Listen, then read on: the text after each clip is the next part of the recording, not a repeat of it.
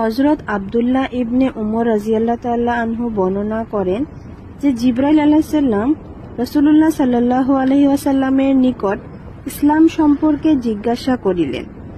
তিনি বলিলেন, ইসলাম এই যে তুমি এই সাক্ষ্য প্রদান করো যে আল্লাহ ব্যতীত আর কোনো মাবুদ নাই এবং হযরত মুহাম্মদ সাল্লাল্লাহু আলাইহি ওয়াসাল্লাম আল্লাহ তাআলার রাসূল।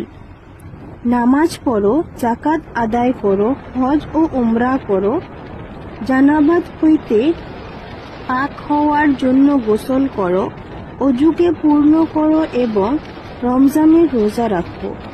হযরত জিবরাইল আলাইহিস সালাম জিজ্ঞাসা করিলেন, আমি এই সকল আমল করিলে কি মুসলমান হইয়া যাইব? ইরশাদ করিলেন, হ্যাঁ। হযরত জিবরাইল আলাইহিস সালাম বলিলেন, আপনি সত্য বলিয়াছেন। ইবনে খুজাইমা।